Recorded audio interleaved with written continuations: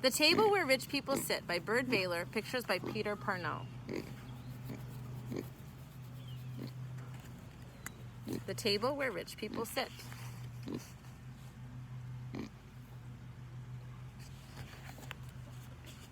The Table Where Rich People Sit by Byrd, Baylor, pictures by Peter Parnell.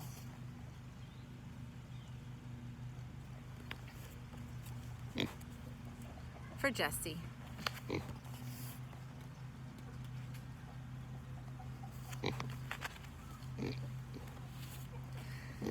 If you could see us sitting here at our old scratched-up homemade kitchen table, you'd know that we aren't rich. My father's trying to tell us we are. Doesn't he notice my worn-out shoes? Or that my little brother has patches on the pants he wears to first grade? And why does he think that old rattletrap truck is parked by our door? You can't fool me, I say. We're poor. Would rich people sit at a table like this? My mother sort of pats the table and says, well, we're rich and we sit here every day. Sometimes I think I'm the only one in my whole family who's really sensible. Maybe I should mention that my parents made this table out of lumber somebody else threw away. They even had a celebration when they finished it. Understand, I like this table fine. All I'm saying is you can tell it didn't come from a furniture store. It just doesn't look like a table where rich people would sit.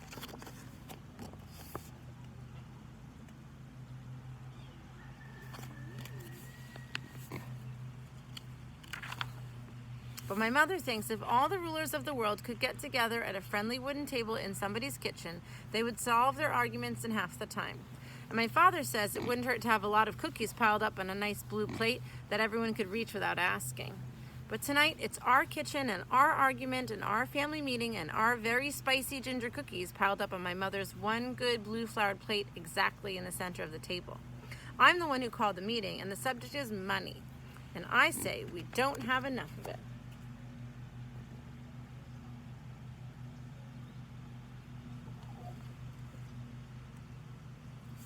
I tell my parents they should both get better jobs so we could buy a lot of nice new things. I tell them I look worse than anyone in school. I hate to bring this up, I say, but it would help if you both had a little more ambition. They look surprised. You can see they never think about the things we need.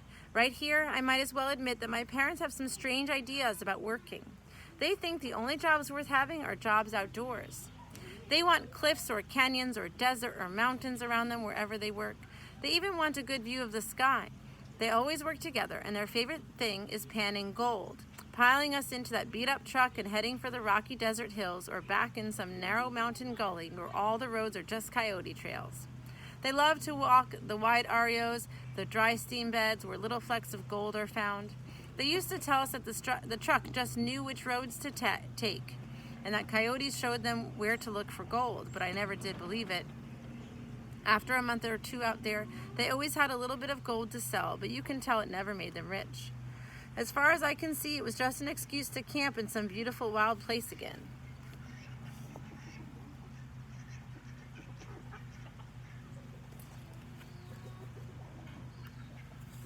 They don't mind planting fields of sweet corn or alfalfa.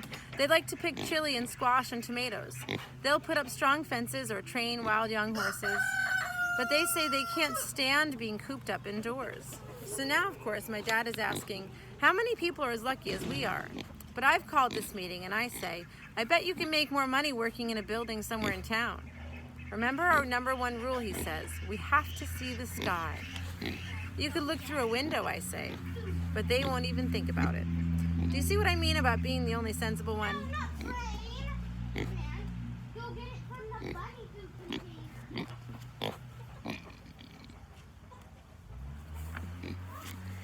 I have the bunny food container here.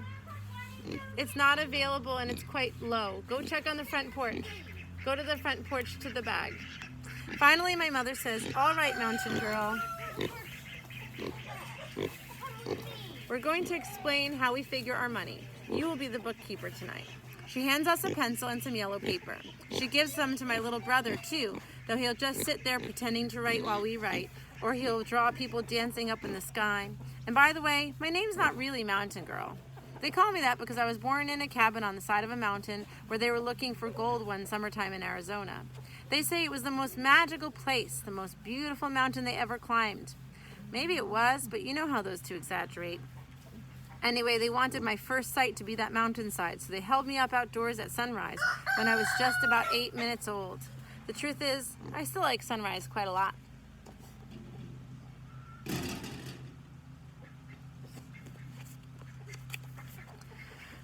And my little brother, they call him Ocean Boy. They say since I already had the best mountain for my first sight, they thought they ought to find the most beautiful ocean for him.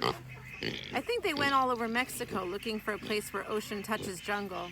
They had to find a certain kind of purple blue night sky and the exact green waves they like.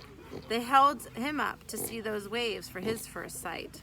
Someday we're all going back to his green ocean and my high mountain. But for now, even though they claim to be so rich, they can't take us anywhere at all.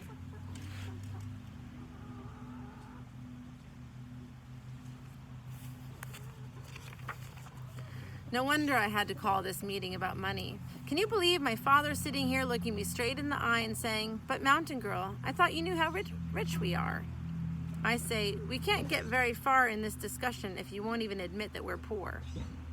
"I'll prove it to you right now," he says. "Let's make a list of the money we can earn in a year." "How much is that?" I ask. "I'll write it down." But he says, "Not so fast. We have a lot of things to think about before we add it up." "What kinds of things?" My mother says, "We don't just take our pay in cash, you know. We have a special plan so we get paid in sunsets too, and in having time to hike around the canyons and look for eagle nests." But I say, "Can't you give me one single number to write down on this paper?" So we start with $20,000. That's how much my father says it's worth to him to work outdoors, where he can see the sky all day and feel the wind and smell the rain an hour before it's really raining. He says it's worth that much to be where, if he feels like singing, he can sing out loud and no one will mind.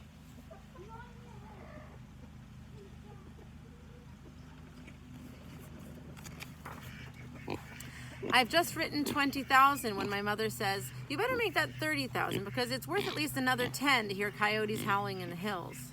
So I write 30,000. Then she remembers they like to see long distances and faraway mountains that change color about 10 times a day. "That's worth another $5,000 to me," she says. I'm not surprised because my mother claims to be an expert on mountain shadows in the desert. She says she can tell time by the way the colors change from dawn to dark. I scratch out what I had and I write $35,000.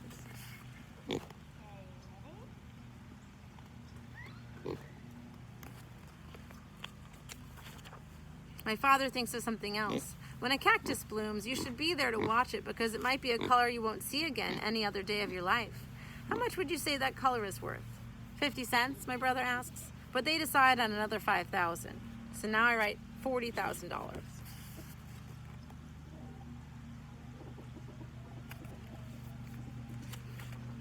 But I'd forgotten how my father likes to make bird sounds. He can copy any bird, but he's best at white-winged doves and ravens and red-tailed hawks and quail. He's good at eagles, too, and great-horned owls.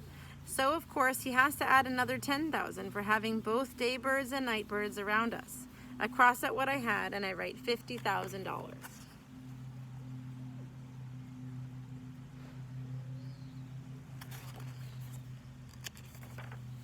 Now my mother says, "Let's see what our mountain girl is worth to us."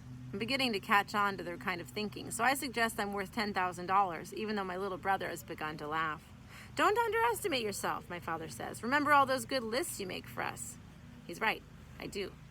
I made a list of the best books each one of us has read and a list of all the ones we want to read again. I also made a list of all the animals each one of us had seen and the ones we still most want to see out in the wild, not in a zoo. Mine is a mountain lion. I've dreamed of him 4 times and I've already seen his track. My father chose a grizzly bear. My mother wants to see a wolf and hear it call. And my brother can't decide between a dolphin and a whale. I remember every one because I make the lists. They end up deciding I'm worth about $1 million.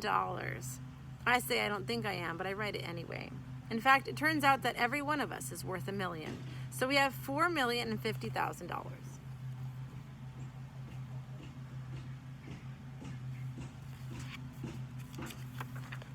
Then I realize I want to add $5,000 myself for the pleasure I have wandering in open country, alone, free as a lizard, not following trails, not having a plan, just turning whatever way the wind turns me. They say that's certainly worth $5,000. So that makes $4,055,000. Finally, my brother says to put down $7 more for all the nights we get to sleep outside under the stars. We all say $7 doesn't seem to be enough. We talk him into making it $5,000. Now my paper says $4,060,000, and we haven't even started counting actual cash. To tell the truth, the cash part doesn't seem to matter anymore. I suggest it shouldn't even be on a list of our kind of riches. So, the meeting's over.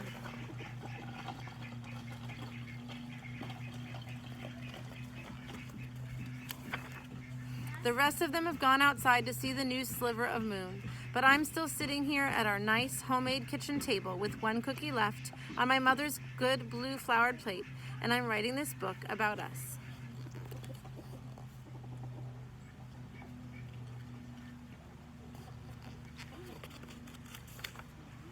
I kind of pat the table, and I'm glad it's ours. In fact, I think the title of my book is going to be The Table Where Rich People Sit.